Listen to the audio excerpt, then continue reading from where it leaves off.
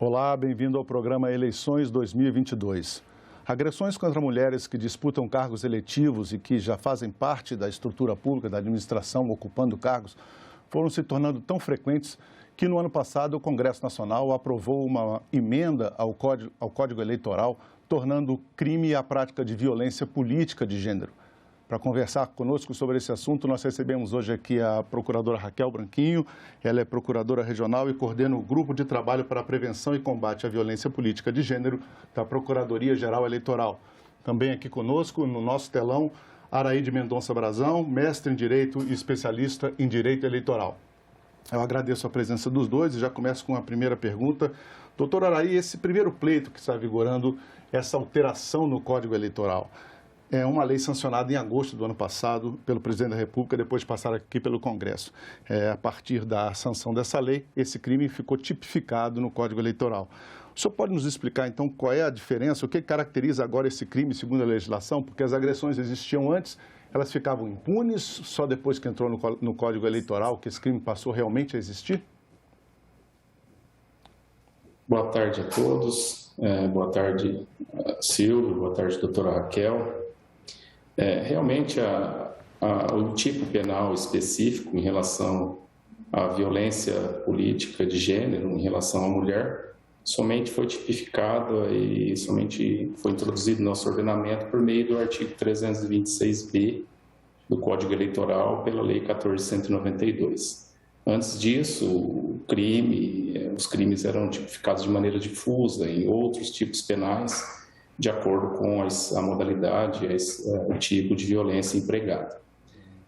Esse crime, ele vem de encontro ao encontro, né, dos anseios da população, de uma maior efetividade penal, né, sancionadora com relação à discriminação de gênero, né, que começa aí com a Lei Maria da Penha em 2006, e ele prevê a punição para o assédio, o constrangimento, a humilhação, perseguição, ameaça por qualquer meio a candidata à carga eletiva ou mesmo aquela que esteja no exercício do mandato eletivo.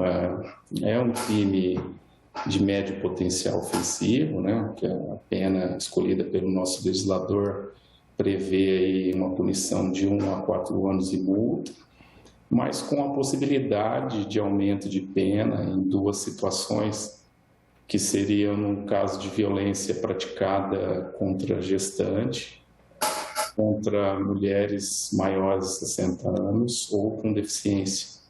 Também, na sequência, a nossa Lei 14.192 faz uma alteração do artigo 327, introduzindo 2 incisos que acarretam um aumento de pena também para os crimes com menosprezo, quando os crimes são praticados com menosprezo e discriminação à condição da mulher, ou por meio da internet ou rede social, aí, tentando punir com maior efetividade os meios de propagação, quando a violência é feita por meios de propagação mais extensos, né? Esse artigo, esse crime especificamente, seguindo aí a esteira do que decidiu o Superior Tribunal de Justiça, se aplica às mulheres trans e cis, né, numa interpretação conforme, e o que vem gerando uma curiosidade no meio jurídico seria se esse crime se enquadraria, se seria aplicado esse crime às regras da Lei Maria da Penha, tá? Já juristas, tá? Doutora Raquel, a senhora coordena esse grupo de trabalho que foi criado pelo Ministério Público Federal. Evidentemente, isso já é uma demonstração que, possivelmente, dentro do Ministério Público se acendeu uma luz vermelha de alerta com o crescimento desses casos, né? Qual tem sido a rotina de trabalho do Ministério Público, se já existem pessoas respondendo a processos por esse crime? Boa tarde, Silvio. Boa tarde, doutor Araí, todos que estão assistindo. Então, no Ministério Público Federal, nós criamos justamente o Procurador-Geral Eleitoral, o Vice-Procurador-Geral Eleitoral, criou esse grupo de trabalho para dar efetividade a essa norma. Nós vivemos num país onde há um machismo estrutural. Então, são várias as leis que tendem a trazer esse fato e proteger, tutelar os direitos femininos, que estão na Constituição, mas na prática há uma violação sistêmica. E essa lei, como bem disse o doutor Araí, ela trouxe uma tutela à mulher na esfera política, porque há uma subrepresentação muito grande feminina na esfera política. Qual que é a finalidade desse grupo de trabalho? É trabalhar com várias instituições para fortalecer, e principalmente com o sistema de justiça, Ministério Público Eleitoral e Justiça Eleitoral, porque a lei trouxe um crime novo para o Código Penal, o crime de violência política de gênero. Por que nós falamos gênero? Porque se aplica também à mulher trans. O crime de violência política de gênero do artigo 326b do Código Eleitoral. E a finalidade do GT é justamente essa, é capacitar os servidores, é criar mecanismos de recepção de denúncias no Ministério Público Eleitoral, é capacitar os próprios membros do sistema de justiça que não estão acostumados a trabalhar com essa nova legislação. É uma legislação nova que trouxe uma tipificação específica para um crime, para uma violação de direito que sempre ocorria, mas não tinha uma tutela penal. E nós fazemos representações criminais, já há mais de 30 representações.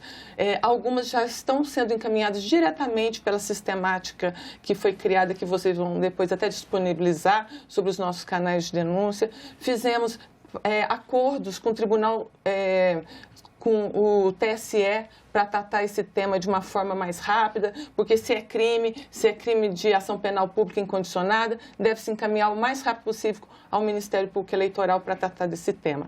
E estamos fazendo seminários e criando mecanismos para trazer uma maior eficiência. Já há denúncia inclusive recebida de caso emblemático no Tribunal Regional Eleitoral do Rio de Janeiro. Eu digo caso emblemático porque a vítima é uma mulher trans.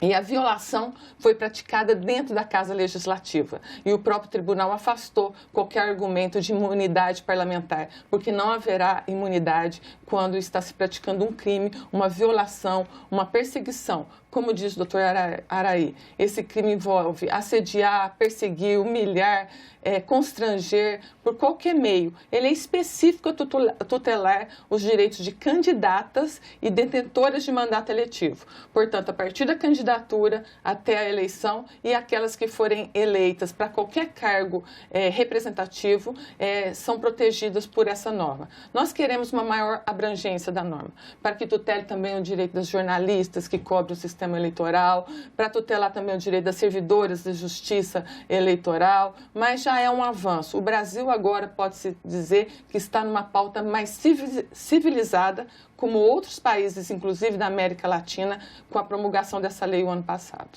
Até interessante que eu ia até comentar essa questão. Nos outros países, doutor Araí, como é que é essa realidade, né? Porque o Observatório Eleitoral da Ordem de Advogados do Brasil, por exemplo, a secção São Paulo, saudou, evidentemente, essa lei como um avanço na nossa legislação eleitoral, na proteção aos direitos da mulher, mas lembrou que o Brasil saiu atrás de outros países, inclusive de vizinhos nossos latino-americanos, né?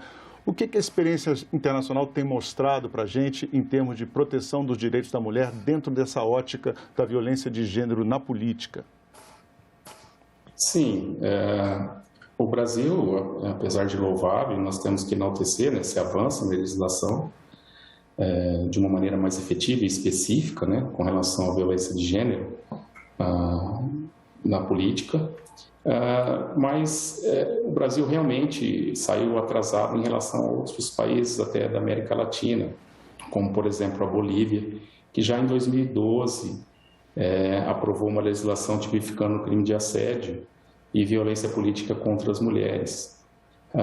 O Equador também, na mesma esteira, né, chegou a desenvolver um projeto parcialmente igual ao boliviano, à legislação boliviana, mas esse projeto acabou perdendo força por conta da questão do crime já tinha sido previsto em outra legislação, de uma maneira um pouco mais difusa, mas já tinha sido previsto, então esse projeto parou no Equador.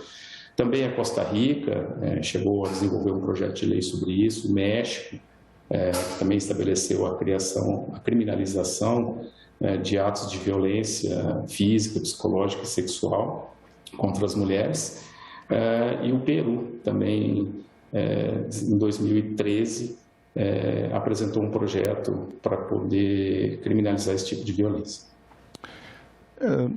Doutora Raquel, a senhora mencionou na sua primeira resposta que possivelmente, provavelmente, ou até mesmo com certeza, né, essas agressões são muito fruto do machismo que ainda existe muito forte na sociedade brasileira, né? Nós tivemos, a senhora mencionou, casos até de um episódio em São Paulo, por exemplo, de assédio sexual dentro do plenário da Câmara de Vereadores de um vereador em relação a outra vereadora de um outro partido. Quer dizer, na raiz desses crimes realmente está o machismo da sociedade, né? Qual é o caminho que o Ministério Público Federal e o grupo de trabalho estão enxergando para combater isso e, ao mesmo tempo, tentar reeducar a sociedade para respeitar a mulher em todos os espaços e, naturalmente, no espaço da política? Bem, o caminho nós trabalhamos com dois focos, principalmente dentro da Lei 14.192, que é a lei promulgada no ano passado. Ela trouxe uma mudança sistemática no sistema de justiça eleitoral para tratar o tema da tutela dos direitos femininos agora na questão criminal e também nas outras questões que a gente já tem um microsistema de ações afirmativas para que a mulher tenha uma maior representatividade na política.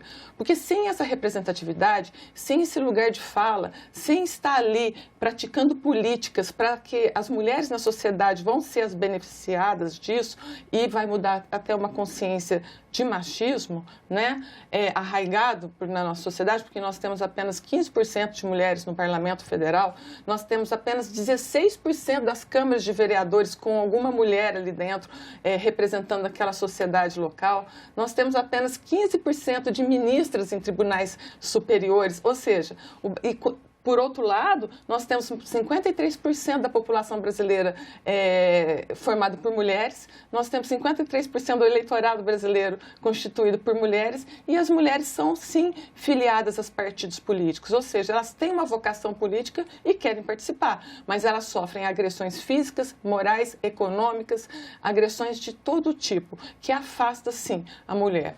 Agressões estruturais. Por que nós trabalhamos em dois focos? O primeiro é fazer com que essa lei tenha uma vigência, uma aplicação efetiva, para que seja um simbolismo de que, se houver essa agressão, se houver ultrapassar essa linha da civilidade, vai responder criminalmente em relação a esses crimes. E o outro foco que nós trabalhamos é junto aos partidos políticos, porque eles são a porta de entrada das mulheres na política. Os partidos políticos têm uma missão constitucional muito forte e eles têm uma determinação pela Lei 14.192, que é alterar os seus estatutos para fazer com que hajam políticas de prevenção e repressão à violência política de gênero. E nós já encaminhamos recomendações a todos os partidos políticos e todas as federações, tratando com eles dentro de uma perspectiva da ONU e de outros países como modelo de práticas bem-sucedidas para que eles incorporem isso nessa obrigação que é determinada pela legislação. Temos uma certa recalcitrância, mas estamos caminhando sim. Doutora, a doutora Raquel mencionou na resposta dela que a expectativa do Ministério Público é que essa lei tenha realmente uma efetividade plena a partir do seu cumprimento já nesse ano, nesse primeiro pleito, né? Já existem processos, como ela mesmo citou, o próprio Ministério Público Federal já iniciou processo nesse sentido, pela prática do crime. Mas qual é a perspectiva real de prisão para esses criminosos, doutora Araí? E se o agressor, por exemplo, é detentor de um mandato eletivo, o processo vai ficar sobrestado até ele perder o mandato? O processo vai para uma instância superior, como a gente vê acontecer tanto em outros crimes? Olha, a efetiva punição para os crimes dessa natureza, ela envolve, em primeiro lugar, a questão da investigação efetiva, né? Como a doutora Raquel bem mencionou, a participação do Ministério Público, que é de grande importância e vem desenvolvendo políticas afirmativas nesse sentido. Mas com relação ao crime em si, o legislador previu um crime de médio potencial ofensivo, de pena de 1 a 4 anos, com as causas de aumento de pena, podendo chegar aí a 5 anos e 4 meses. Contudo, em caso de reconhecimento, que eu acho que é nesse caminho que deve caminhar as nossas decisões judiciais de aplicação dos dispositivos da Lei Maria da Penha, até por conta de uma interpretação do artigo 7º da Lei 11.340, que é a Lei Maria da Penha, de que não apresenta um rol taxativo, sim, exemplificativo de violências, e aí incluiria a violência política.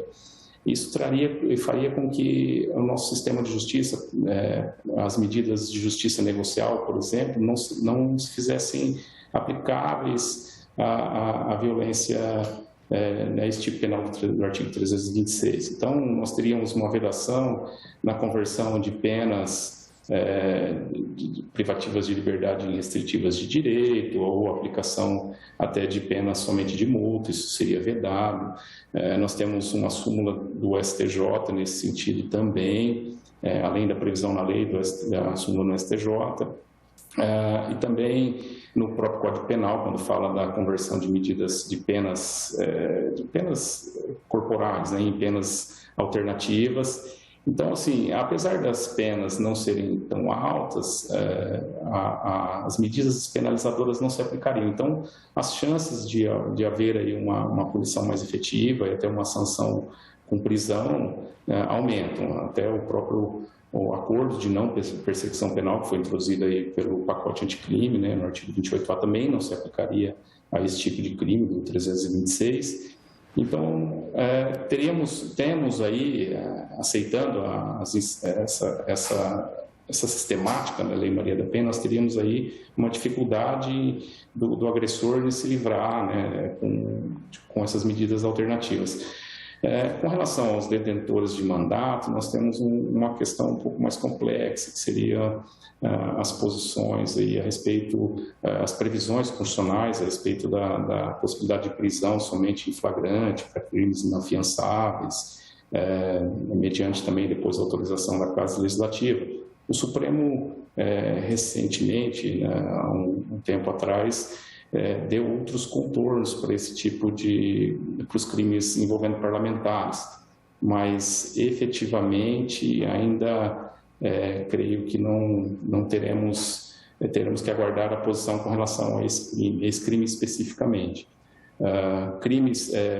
Prisões por conta de condenações, por exemplo, elas suscitariam discussão sobre a suspensão dos direitos políticos, que é um efeito secundário da pena, se dependeria ou não se teria um efeito automático ou não, se dependeria da Câmara para poder validar. Então, isso ainda demanda maiores discussões. Doutora Raquel, como nós comentamos desde o começo do programa, são muitos casos de violência política de gênero que têm acontecido no Brasil. Vou dar alguns exemplos aqui para os espectadores terem o tamanho, a dimensão. Após as eleições municipais de 2020, o Instituto Marielle Franco apresentou 8 tipos de violências políticas sofridas por mais de 140 candidatas negras naquele pleito. E um grupo de 123 candidatos que eram monitorados por outro instituto ligado à defesa dos direitos das mulheres, que é o Asmina, recebeu em média 40 xingamentos ou mensagens de ódio na mesma campanha eleitoral, essas 123 candidatas, que foram só essas que foram acompanhadas por ele, quer dizer, o número pode ser muito maior, Diante dessa avalanche de agressões, o Ministério Público tem condições de enfrentar esse desafio com a criação desse grupo de trabalho?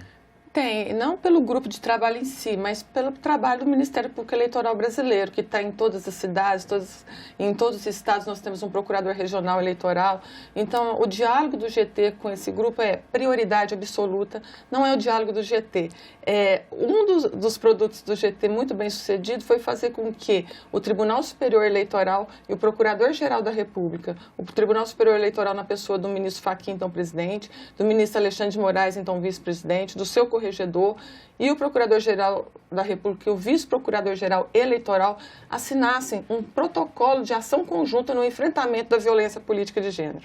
E esse protocolo disse o seguinte: Sistema de Justiça Eleitoral Brasileiro, ou seja, Ministério Público Eleitoral, Juiz Eleitoral, Advocacia, Polícia, tratem esse tema com absoluta prioridade. É óbvio que nós temos as limitações do tipo legal. É um crime que se aplica, que tutela candidata, detentora de mandato eletivo. Esperamos que o novo Código Eleitoral, se for tratar desse tema, faça alguns ajustes para avançar. Retroceder nunca, nós queremos só avançar, né? E então, há um encaminhamento da cúpula do sistema de justiça, criamos mecanismos de denúncia, debates institucionais, capacitação de servidores para recepcionar, identificar, porque talvez as próprias vítimas não sabem que estão sendo vítimas desse crime, porque há formas de praticar ações simbólicas, por gestos, por a questão estrutural do financiamento de campanhas. Então, há uma série de situações que possam,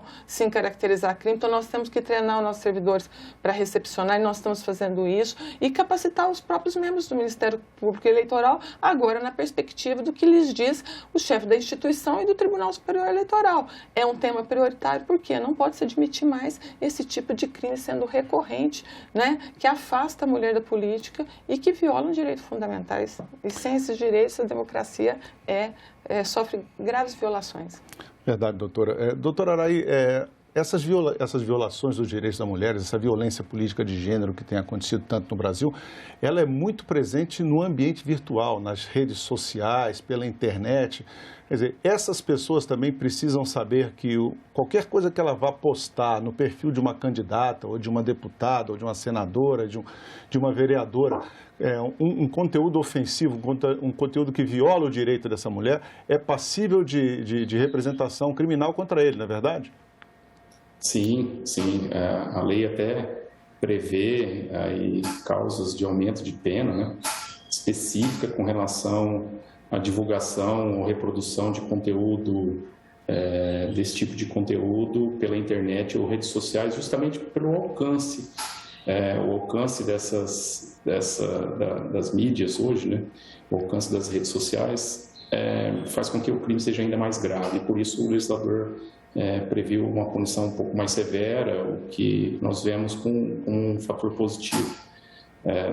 Hoje, as campanhas e as discussões na internet têm se tornado cada vez mais acirradas, mas isso tem que ser feito dentro de um limite, e o limite é a democracia.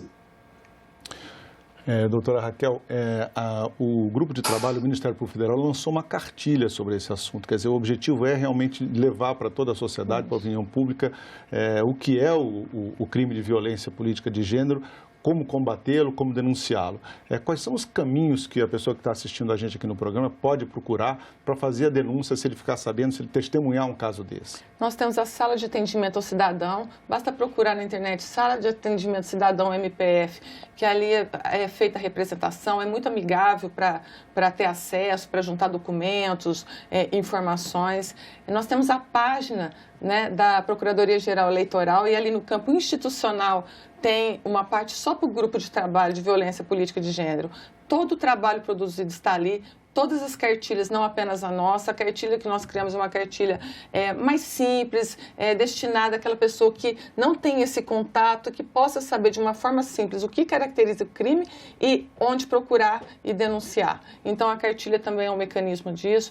E nós temos a página inicial da própria Procuradoria-Geral Eleitoral, um banner, denuncia aqui violência política de gênero. Ou seja, são vários os campos, inclusive fizemos um acordo com o Tribunal Superior Eleitoral, e na página do Tribunal Superior Eleitoral também tem um caminho de denúncias de violência política de gênero diretamente para o Ministério Público Eleitoral, que vai tratar desse tema. Obrigado, doutora Raquel. Realmente, se você quiser fazer uma denúncia de violência política, como a doutora mencionou agora, você tem vários caminhos. Um deles, acessa a Sala de Atendimento ao Cidadão no site www.mpf.mp.br, ou então você pode, se você não quer fazer pelo computador, você pode baixar um aplicativo para o seu celular, que eles criaram um aplicativo especificamente para isso, o Ministério Público Federal, está disponível tanto no Google Play quanto no App Store. Eu queria agradecer mais uma vez a doutora Raquel, queria agradecer ao doutor Araí pela presença dos dois aqui no programa. Eu te agradeço. E agradeço também a você que nos acompanhou até agora. Lembrando que você pode acompanhar esse programa, rever esse programa, compartilhar esse programa no nosso site, senado.leg.br/TV. No nosso canal do YouTube também é possível, youtube.com/TV Senado. Muito obrigado pela sua presença e até o próximo Eleições 2022. Obrigado.